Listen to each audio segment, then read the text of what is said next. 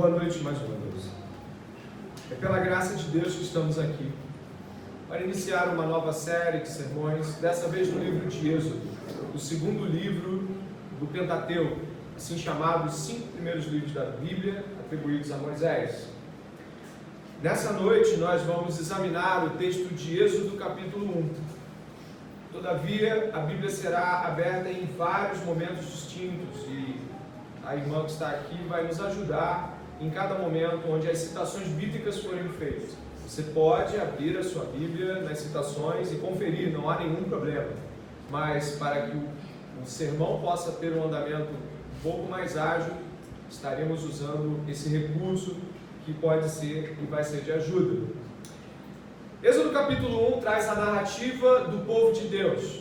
Esse chamado povo de Deus, que tem uma história lindíssima e que poderia, obviamente, começar em Gênesis, porque é por ali que as coisas começam para nós. Vamos estar hoje, não em Gênesis, mas estar hoje em Êxodo para o estabelecimento da compreensão da redenção do povo de Deus. Redenção é um termo bíblico utilizado para resgate, para compra. Em Êxodo, no livro de Êxodo, a libertação do povo de Deus. E tal como o próprio Novo Testamento, a palavra libertação ou a ideia de redenção, ela não se estabelece apenas no conceito de Êxodo, onde Deus tira o seu povo das mãos de Faraó. Não. Nós vamos hoje aqui examinar que esta é a ideia de salvação da Bíblia. Nós vamos entender, pela graça de Deus, de que modo Deus salva o seu povo do pecado e o faz em toda a Bíblia do modo igual, idêntico. Às vezes, separando as histórias, elas se tornam grandes histórias. Então nós temos o Faraó, no livro de Êxodo, nós temos Nabucodonosor, na Babilônia, e elas não se conectam. Nosso objetivo hoje é entender como Deus resgata seu povo ao longo da história e de que modo isso aponta para o Evangelho de Jesus Cristo. O trecho que acabamos de ler diz assim, por favor, observe: são estes os nomes dos filhos de Israel. Todavia, em hebraico, não começa são estes. Em português seria algo como e são estes. É porque a narrativa de Êxodo continua a história do livro de Gênesis. Quando em hebraico esse e, que para nós não fica evidente, aparece, está querendo dizer que terminou uma história, mas ela não terminou. Ela continua no livro de Êxodo. E aqui, bem no verso 1, você e eu lemos os filhos de Jacó. E talvez antes de falarmos das grandes coisas do capítulo 1, seja importante trazer um contexto, porque não estamos perto dos egípcios e nem tampouco na antiguidade. Os egípcios dominaram uma região que nós conhecemos hoje ainda como Egito por cerca de 2000 anos. Isso é muita coisa. Às vezes as pessoas acreditam, nossa, 2000 anos é muito. Mas eu queria comparar, por exemplo, os 20 anos de dominação de Alexandre.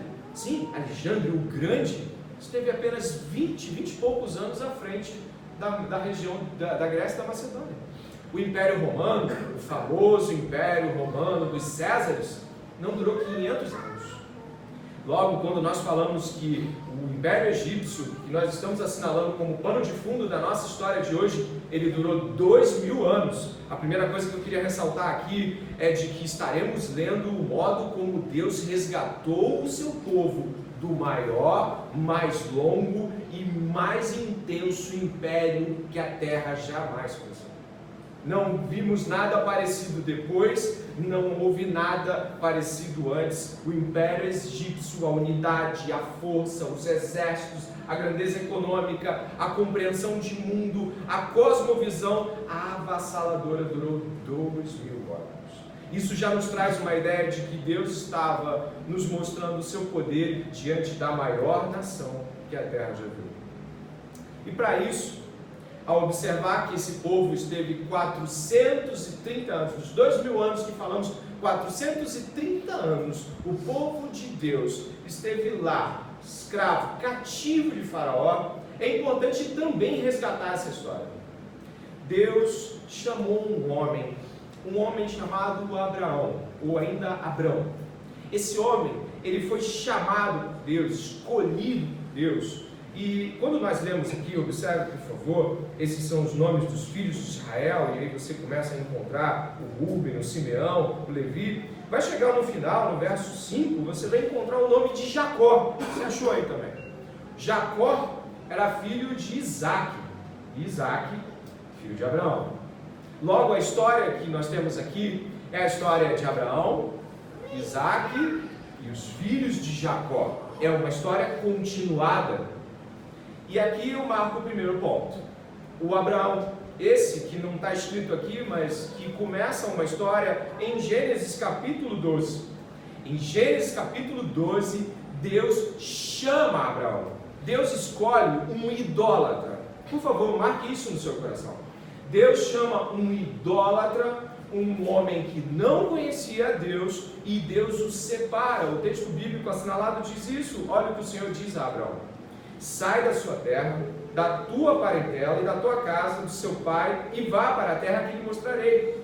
Farei de você uma grande nação, e o abençoarei, e o engrandecerei, o seu nome seja uma bênção.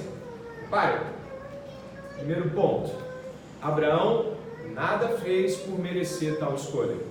Abraão não foi eleito, e essa é a palavra mais correta a ser colocada aqui. Abraão não foi separado da sua geração por um feito histórico notório. Abraão não salvou a terra de Ur, de onde ele veio, e era o herói da Mesopotâmia. Abraão não estava tendo indícios de que o politeísmo, ou seja, a crença em vários deuses, era uma mentira. O texto não fala isso. O texto não diz que Abraão estava insatisfeito com sua relação com os vários deuses e decidiu apostar de que havia um Deus apenas. Não. Deus diretamente separa Abraão e chama Abraão. E o que isso quer dizer para nós? Isso quer dizer que Deus escolhe uma pessoa sem nenhum direito, sem nenhuma boa vontade para com Deus, sem nenhum desejo por Deus, e separa, e a partir desse Abraão, Deus faz um povo. Essa história, que muitas vezes soa para nós desconexa, ela não tem nada de desconexa, e ela nem tampouco começa em Ur.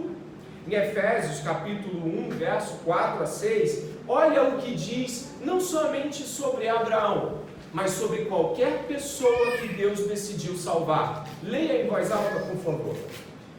Antes da fundação do mundo, Deus nos escolheu nele para sermos santos e irrepreensíveis diante dele. Em amor nos predestinou para ele, para sermos adotados como seus filhos, por meio de Jesus Cristo, segundo o propósito de sua vontade, para louvor da glória de sua graça, que ele nos concedeu gratuitamente no amado. Eis aqui algo que não é tragável.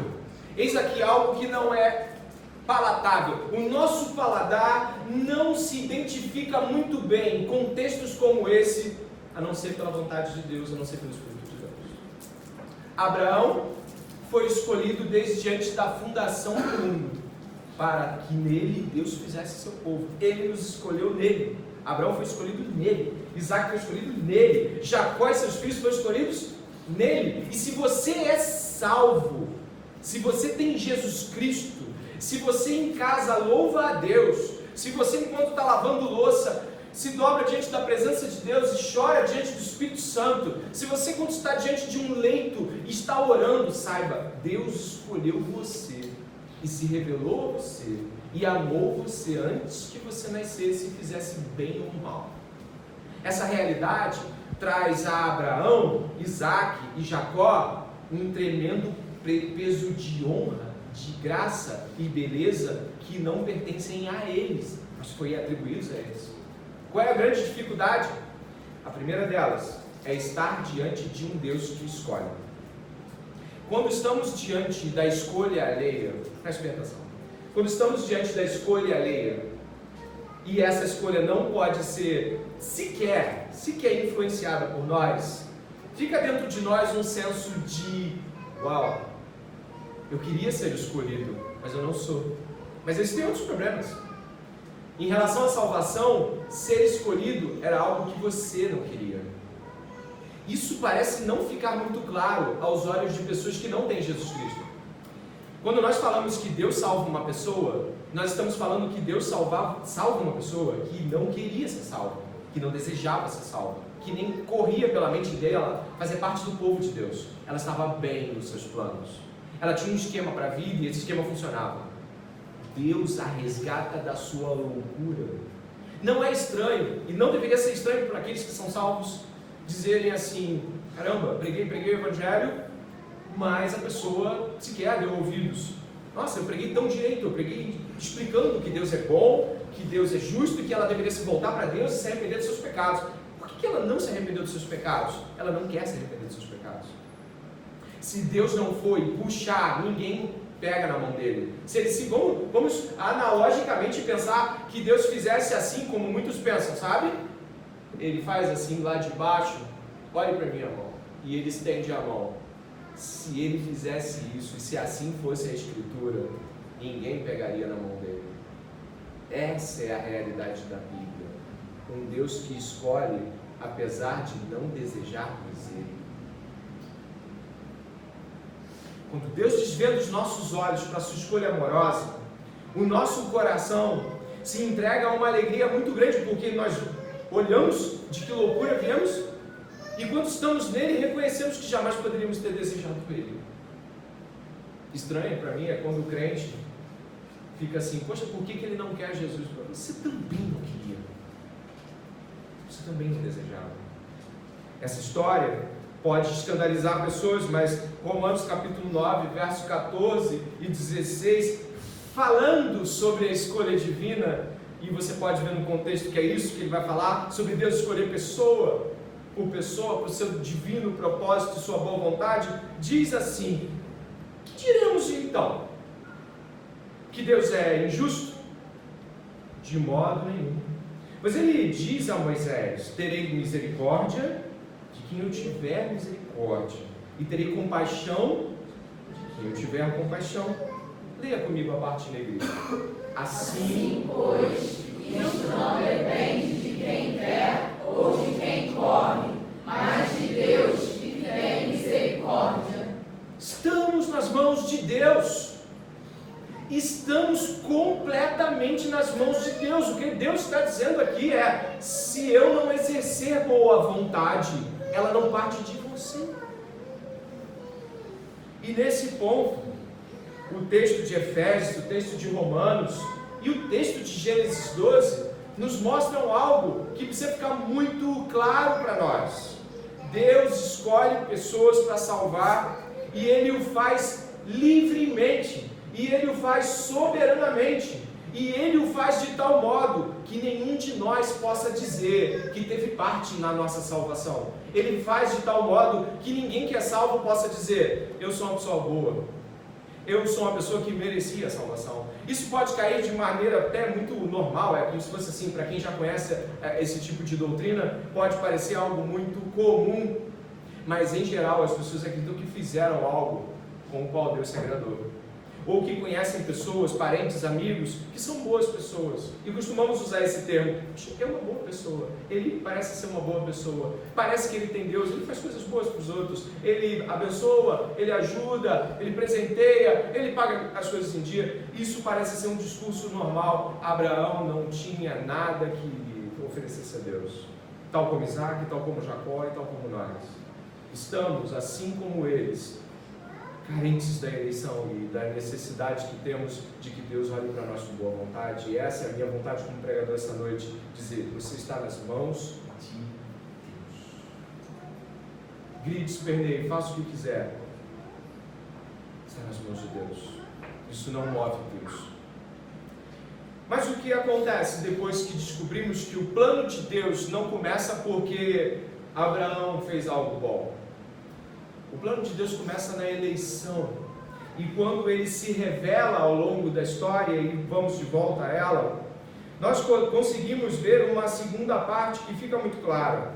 Observe o verso 7, 8 e os que seguem. Mas os filhos de Israel foram fecundos, aumentaram muito, se multiplicaram e se tornaram extremamente fortes, de maneira que a terra se encheu deles. Nesse meio tempo, levantou-se um novo rei sobre o Egito, que não havia conhecido José. Ele disse ao seu povo: eis que o povo dos filhos de Israel é mais numeroso e mais forte do que nós. Vejam, precisamos usar de astúcia para com esse povo, para que não se multiplique e para evitar que, em caso de guerra, ele se alie aos nossos inimigos, lute contra nós e saia da terra. E os egípcios puseram sobre eles feitores de obras, para os afligir com trabalhos pesados. E assim os israelitas construíram para Faraó as cidades celeiros de Pitom e Ramsés. Mas quanto mais os afligiam, tanto mais se multiplicavam e tanto mais se espalhavam. De maneira que os egípcios se inquietavam por causa dos filhos de Israel. Então os egípcios com tirania escravizaram os filhos de Israel e lhes amargaram a vida com dura servidão. Sabe o que nos traz aqui a imagem de um estado, um país, uma nação poderosíssima? E como você pode observar, não há quem possa fazer reclamar o que eles estão passando. Os filhos de Israel são oprimidos, esmagados, lhes é colocada dura servidão e não há absolutamente nem direitos humanos, não há absolutamente nenhum tipo de entidade filantrópica, não há nenhum povo ao redor, não há ninguém que aparentemente possa fazer frente ao poder de Faraó. Esses homens, ao que podemos ver, estão à mercê do bel capricho e do desejo estatal de Faraó. Olha, estão crescendo demais, vamos esmagá-los. Coloquem feitores, mandem fazer tijolos, mandem fazer casas, mandem fazer cidades. Vamos esmagá-los um pouco mais e, como vemos em seguida, agora peguem e matem os meninos, matem as crianças. Ao olhar para isso, a aparência que isso nos dá, ou pelo menos a aparência que dá a qualquer pessoa é: eles não eram os eleitos? Eles não são os filhos de Deus? Eles não são escolhidos por Deus? Mas eles parecem estar completamente submetidos a Faraó. Eles parecem estar amarrados na mão de Faraó. É como se eles estivessem submetidos de tal forma que Deus não está lá. É a aparência que tem num momento como esse. Mas eu volto ao trecho de Efésios, que vem logo em seguida também aqui. Coloquei mais uma vez, onde diz, naquela parte do meio, de que somos adotados como filhos por meio de Jesus Cristo, segundo o propósito de sua vontade. Me diga, qual de nós escolheria a escravidão? Me diga, qual de nós aqui escolheria o açoite? Qual de nós aqui pensaria: acredito que o plano de Deus para a minha vida seja eu me tornar escravo, seja eu me submeter a um povo, apanhar desse povo, trabalhar, sol a sol, não receber nada, e agora os nossos filhos estão sendo mortos na mão de... Qual de nós poderia pensar de que os eleitos de Deus escolheriam esse propósito para si mesmo? Obviamente não. Mas em Gênesis, capítulo 15, verso 13 e 16, Abraão recebe de Deus uma aliança. Sabe o que é isso? Deus faz uma aliança com Abraão e com o seu povo. E olha o que Deus diz, quase 500 anos antes de tudo isso que nós estamos lendo acontecer. Então o Senhor lhe disse: fique sabendo, com certeza, que a sua posteridade, leia comigo, será peregrina em terra alheia, será reduzida à escravidão e será afligida durante 400 anos. Mas eu castigarei a nação que os escravizar. Depois eles sairão com muitas riquezas. Os eleitos são escolhidos e depois lançados na escravidão, não por Faraó, mas por Deus. Nesse momento a nossa cabeça começa a pensar: opa, o que está acontecendo aqui? Deus não havia separado-os em amor, não foi isso que a gente leu? Ele os amou no seu Filho, Ele os ama no seu Filho, e agora Ele os empurra para uma terra alheia, e isso para sanar qualquer tipo de pensamento que as pessoas têm sobre isso, de que era um povo rebelde, foi parar no Egito por rebeldia. A Escritura não fala isso. A Escritura não diz que eles foram por serem rebeldes. Deus os colocou no Egito. Deus aplicou-lhes a escravidão. E não havia sequer nenhum tipo de enunciado que diz: como eles se revoltaram contra Faraó, eles foram escravizados. Não há nenhum tipo de movimento contra isso. Faraó não recebe objetivamente nenhuma rebelião dos filhos de Israel. Em Gênesis 15, 13 e 16, há algo que precisamos entender em relação aos salvos. Deus os escolhe sem que eles tivessem feito bem ou mal. Deus os santifica, os separa para si. E Deus os entrega para que o mundo e os seus feitores possam ouvir os testemunhos de Deus diante de um povo afligido, diante de provações. O que muitas vezes não faz com que a gente entenda é de que é diante destas provações impostas por Deus que daremos testemunho de Deus. Quem é que tem problemas com ganhar dinheiro, riqueza, saúde, bonança? Ninguém tem problema com isso. Todo mundo que está ganhando bem, todo mundo que está com saúde, todo mundo que está com um chefe que lhe entende, todo mundo diz: Deus é bom. Mas é quando o palco se inverte. É quando você está fazendo tudo certo e o peso vem sobre você. É quando parece que, apesar de tudo que você está corretamente fazendo, ainda lhe são impostos provações, ainda lhe são impostos castigos, e aí você começa a pensar em: será que eu estou com algum pecado? Será que não? Quem passa fome? Quem está com algum tipo de problema, não está dando dízimo, mas eu oferto na igreja. O que está acontecendo? Eu oro continuamente pelos enfermos na minha igreja e eu estou com enfermidade na família. O que está acontecendo? Alguma coisa não está juntando. E é aí que nós encontramos talvez realidades que não são as lógicas do mundo, mas elas são a salvação de Deus no seu povo. O povo é eleito por Deus, separado e lançado diante do palco do mundo, para sofrer diante do palco do mundo. E é isso que Romanos 9, 17 diz, quando fala do próprio Faraó. Diz assim: porque a Escritura diz a Faraó: foi para isso mesmo que eu o levantei, para mostrar em você o meu poder e para que o meu nome seja anunciado em toda a terra. Isso parece não fazer lógica nos nossos corações. Deus está nos mostrando aqui algo que é terrível. Deus está nos mostrando que Ele é o Deus que nos salva sem a nossa ajuda. Deus está nos mostrando que é o Deus que nos lança na provação. Deus está nos mostrando que Faraó come na mão dele. Sim, o Faraó que oprime o povo de Deus. Mas Deus é Senhor do Faraó.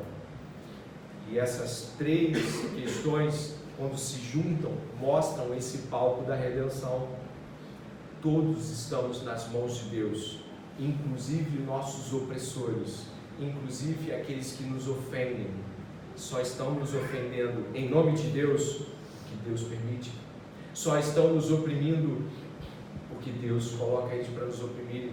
Essas realidades não são realidades que nós gostamos de aceitar, porque quando estamos corretamente andando com Deus, a primeira coisa que associamos é algo está errado, quando algo não está dando certo para mim.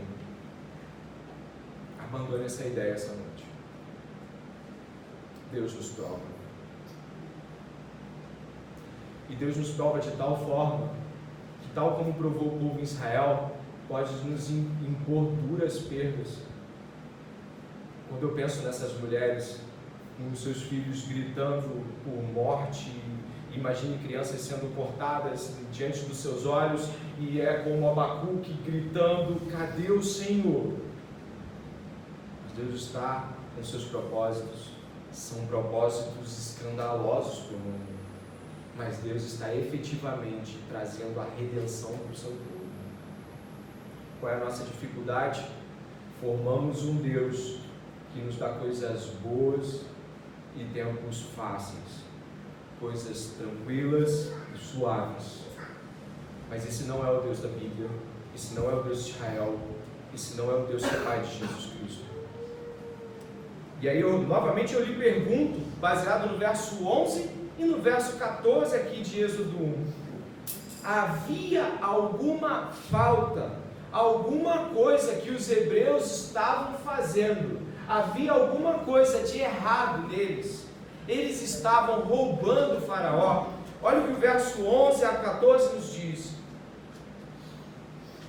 assim: e os egípcios puseram sobre eles feitores de obras para os afligir com trabalhos pesados, e assim os israelitas construíram para o faraó as cidades celeiras de Pitom e Ramsés.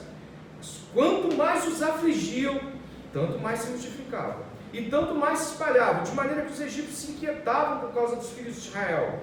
Então os egípcios, com tirania, escravizaram os filhos de Israel, e lhes amargaram a vida com dura servidão. Preparar o barro, fabricar tijolos e fazer todo tipo de trabalho no campo.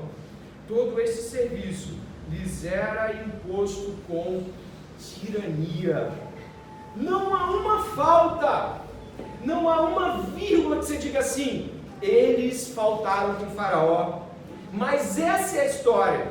Me diga o que Daniel fez para ir para a cova dos leões.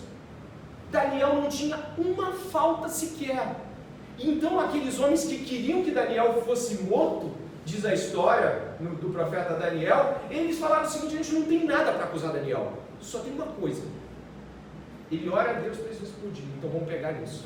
E criaram uma lei, e promoveram a ideia de uma lei, onde Daniel pudesse ser preso por seu Deus. Onde estava o erro de José? Estava na casa de Potifar, prosperava. Estava diante da cadeia, ele era o chefe dos presos e não fugia. Qual era o problema de José? Nenhum. José, Daniel, Abraão, nós estamos diante da única história dos salvos. Nós estamos diante da história dos eleitos. E qual é a história? Sabe, o que é mais difícil nessa história dos eleitos é que a gente admira ela. E aqueles que são salvos admiram a força de Daniel, admiram a resiliência de José, a fé de Abraão. Só que todas essas narrativas não são sobre essas forças e esses poderes humanos, mas sobre a presença de Deus. E sobre o fato de que Deus fez promessa de sustentação para o seu povo. E sobre o fato de que se você é povo de Deus, será sustentado, mas será provado, mas será rejeitado, sem nada ter feito para isso. E será feito isso para que a tua história e a de Jesus sejam identificáveis juntas. É nisso que Romanos 8:33 vai dizer, e nós vamos ler em voz alta. Leia, por favor. Quem levantará acusação contra os eleitos de Deus? É Deus quem os justifica. Quando estamos diante deste palco, inevitavelmente vamos até Jesus. E quando vamos até Jesus, encontramos as mesmas histórias. João 19:1-16 vai nos fazer lembrar que essa é a história natural do povo de Deus. Por isso, diz a Escritura, Pilatos tomou Jesus e mandou açoitá-lo, que o povo queria que ele pudesse ser punido, os judeus queriam que ele fosse punido por se fazer filho de Deus. Os soldados teceram uma coroa de espinhos e puseram na cabeça de Jesus. Também o vestiram com um manto de púrpura. Chegavam-se a ele e diziam: salve, rei dos judeus, e davam-lhe bofetadas. Pilatos saiu outra vez e disse aos judeus: eis que eu o apresento a vocês, para que saibam que não encontro nele crime algum. Então Jesus saiu, trazendo a coroa de espinhos e o manto de púrpura. E Pilatos lhes disse: eis o homem. Quando viram Jesus, os principais sacerdotes e os seus guardas gritaram: crucifique, crucifique! Pilatos repetiu: levem-no daqui vocês mesmos e o crucifiquem, porque eu não encontro nele crime algum. Os judeus responderam: temos uma lei, e segundo essa lei ele deve morrer porque se fez filho de Deus. Pilatos, ouvindo tal declaração, ficou ainda mais atemorizado e, entrando outra vez no pretório, que é a área de julgamento dele, perguntou a Jesus: de onde você é? Jesus não lhe deu resposta. Então Pilatos o advertiu: você não me responde? Não sabe que eu tenho autoridade tanto para soltar você como para crucificar? O que Pilatos está dizendo? Você está na minha mão. Será que você não está percebendo? Eu sou quem pode salvá-lo. Faça o meu esquema. Diga alguma coisa que eu possa apresentar para essas pessoas e tirá-lo dessa tua condição. Fala alguma coisa, Jesus. Jesus respondeu, e você pode ler junto. O Senhor não teria nenhuma autoridade sobre mim, se de cima não lhe fosse dada. Por isso, quem me entregou ao Senhor tem maior pecado. Jesus está apontando para toda a história, toda a narrativa de Israel, toda a narrativa de Abraão, toda a narrativa de tudo que já aconteceu na história da igreja. Sabe o quê? De que o povo de Deus é colocado diante das autoridades, é colocado diante de feitores, é colocado diante de provações, para que diante destas provações tenha plena consciência de que Deus é com ele. É assim que termina cada pedaço da história de José. E Deus era com José. O que é difícil? O difícil para nós é que nós queremos juntar dois mundos. Queremos ser filhos de Deus, ou entre aspas, achamos que queremos, e queremos outra história.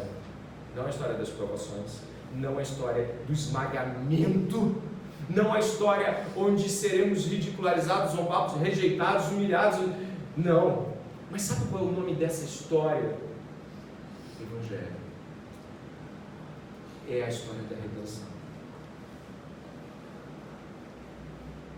E aí então a gente começa a entender que os eleitos de Deus são eleitos com Cristo e eleitos como Cristos. É aí que a gente começa a pensar e olhar para a nossa vida e falar assim: se eu não vivo isso, vou à igreja há muito tempo, fui, vim, mas essa não é a minha realidade. Não passo por acusações assim, não passo por esmagamento assim, não recebo opressão no trabalho ou na família, ou não sou afrontado de tal modo que eu possa me identificar com essa história. É porque talvez, eu vou botar uma vírgula aqui, uma chance de dúvida, talvez você não seja salvo.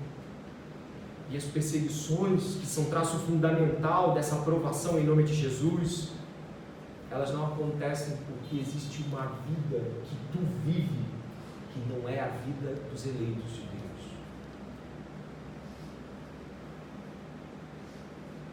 Todo mundo fica doente, salvo os ímpios. Todo mundo passa por falta de grana, salvo os ímpios. Mas quando você podia ter mais dinheiro e não tem porque cumpre a vontade de Deus, mas é quando você poderia fazer tantas e tantas coisas dos seus sonhos, mas admite que eles não são nada perto do que Deus propõe, aí acontece algo. Aí você começa a se identificar com todo o plano da salvação. Aí a lógica da cruz começa a fazer sentido. Aí quando nós encontramos trechos históricos da Bíblia, como Lucas 9:23, onde Jesus diz que, Lucas 9:22, onde Jesus diz: é necessário, olha, é necessário, já falamos, irmãos, conhecem esse trecho, é necessário que o Filho do Homem sofra muitas coisas, seja rejeitado pelos anciãos, pelos príncipes, principais sacerdotes, pelos escribas, seja morto e no terceiro dia ele ressuscite. Isso não consegue ser conectado ao plano geral do todo mundo. Não dá para ser isso e ser como todos. Essas coisas não se encaixam.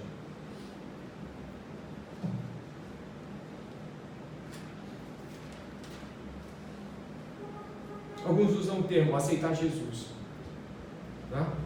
Eu aceitei Jesus, certo? Acredito que o termo aceitar Jesus, mas Jesus é inaceitável. Aceitar Jesus, aceitar isso é inaceitável, isso é inconcebível. Ninguém que vive esse mundo aceita Jesus, porque não dá para aceitar isso. Você precisa ser lançado dentro disso. Você precisa ser puxado para dentro disso.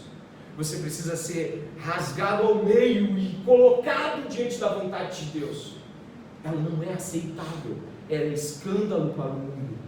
Ela é contrário a toda sorte de pensamento humano. Indo para o fim, eu gostaria que você pudesse comigo pensar, e pensar profundamente, de que a história do povo de Deus em Jesus Cristo, a história do Evangelho, perpassa por todas as histórias da Bíblia. E todo aquele que foi salvo pelo Deus da Bíblia viverá essas mesmas histórias. Existe algo lindíssimo que se encontra no livro de Romanos, no capítulo 8, ao qual eu peço que você vá até lá comigo.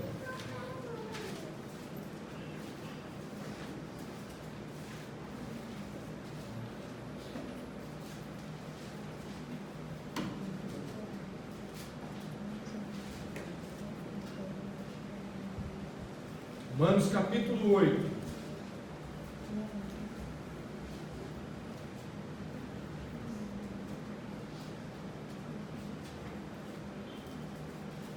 Começo do verso 28. Como uma ideia que fecha a trajetória do que nós lemos aqui hoje sobre a história de Israel.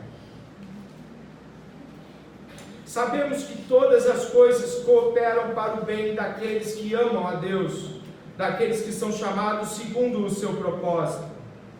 Pois aqueles que Deus de antemão conheceu, Ele também predestinou.